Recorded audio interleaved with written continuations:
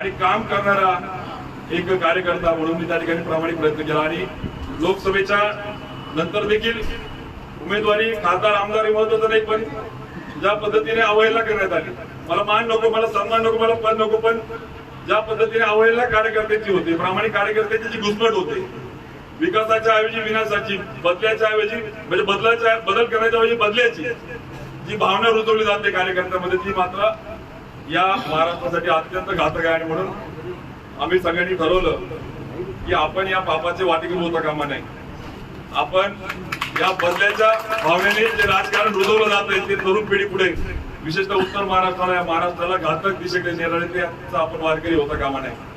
आणि म्हणून जर मान सन्मान नको, पण किमान आमचा स्वाभिमान जर त्या ठिकाणी जपला जात असेल तर ठीक, पण तोही जपला जात नसेल, बैठकीला न बोलणं आणि अवमान करणं, चुकीचा बातम्या देणं, अशा अनेक गोष्टी आज इथे बोलणं उचित नाही. पण मी आज आपला विश्वास देतो आणि मी ठरवलं की हा स्वाभिमान गहाण ठेवण्यापेक्षा स्वाभिमानाने साहेब आपल्या सोबत ज्या पद्धतीने आपण स्वाभिमानाची लढाई लढताय, त्या लढाईमध्ये एक कार्यकर्ता आहे ना, त्यानं सहभागी होण्याचं आम्ही सगळ्यांनी ठरवलं.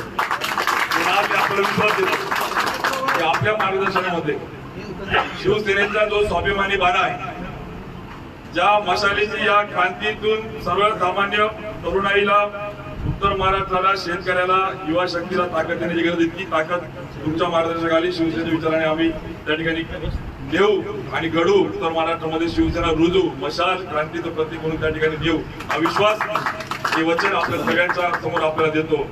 आणि खरं तर मी पुन्हा सांगतो की मी पदासाठी नाही, खासदार होण्यासाठी नाही, तर एक कार्यकर्ता नात्याने कुठल्याही अटी शर्ती नाही, कुठलीही नाही. साहेबांनी ते सांगितलं की तू त्या ठिकाणी कार्यकर्ता म्हणून काम करतोय, तर मला अभिमान आहे. मला पण आनंद आहे की त्या ठिकाणी आज शिवसेनेने माझ्यासह अनेक कार्यकर्ते, पदाधिकारी, लोकप्रतिनिधी, जिल्हा परिषद, पंचायत समिती, मार्केट कमिटी, त्या ठिकाणी अनेक संघटनेचे पदाधिकारी यांच्यासह आम्ही सगळे आज आपल्या मार्गदर्शनाने शिवधनुष्य हातामध्ये घेऊन आपण मशाल त्या ठिकाणी, जे महाराष्ट्राचा शिवधनुष्य जो आहे, वाईट प्रवृत्तीला गाडण्याचे जो शिवधनुष्य विचार आहे, तो हातामध्ये घेऊन मशाल पेटून आपण त्या ठिकाणी सगळेजण आपल्या महाराष्ट्रात आज प्रवेश करतोय.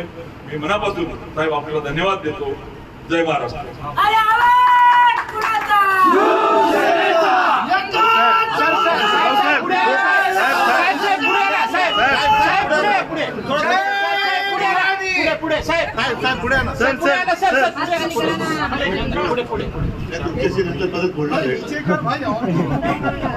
उमेश, तुम्ही कारण तुम्ही तुमच्यासोबत आलेले सर्व तुमचे सहकारी यांचं मी आज शिवसेना परिवारात आणि मातोश्रीमध्ये स्वागत करतो.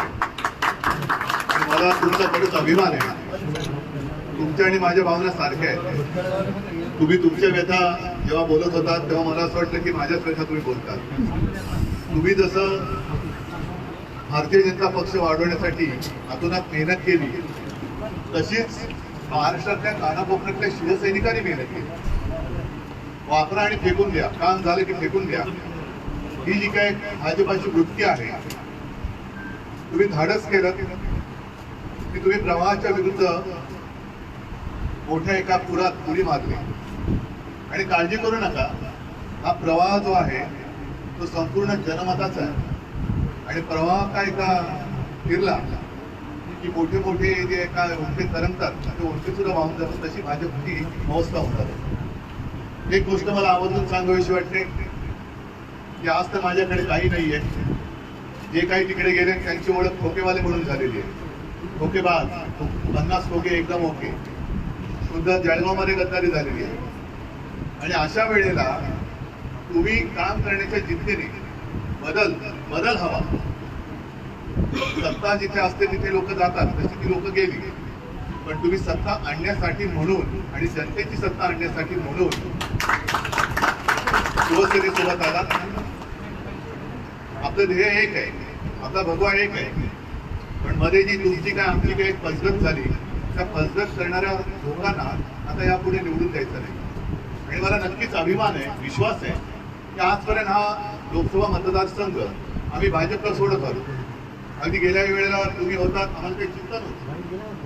पण आता मात्र पहिला प्रथम शिवछत्रपतींचा अस्सल भगवा हा जळगाव मधून लोकसभेवरती जाणार.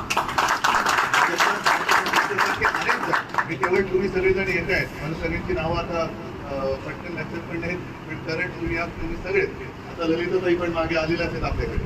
अशी अनेक लोक जे आहेत साधीच आहेत आणि तुमच्यासारखी ज्यांचा वापर करून आज भाजपने टिकलंय अशी लोक आज आपल्याला येऊन भेट आहेत. आणि हा जो एक प्रचंड रेटा महाराष्ट्र, नेहमी आपण असं म्हणतो ना महाराष्ट्र देशाला दिशा दाखवतो, ती दिशा आज तुम्ही दाखवलेली आहे. याच्या विरुद्ध कोणतरी काय आवाज उठवणार कोणतरी आहे, सगळी चिडीचून शेपट्या घालणारे नाही आहेत हे तुम्ही दाखवलं. याच्याबद्दल तुम्हाला तुमचं मी अभिनंदन करतो आणि याच्या पुढे आपण एकत्रित वाटचाल करून एकत्र वाटचाल करून मध्ये आपल्या विकासाच्या आड येतील त्यांची वाट लावून युतीमध्ये पोहोचू. जय हिंद, जय महाराष्ट्र.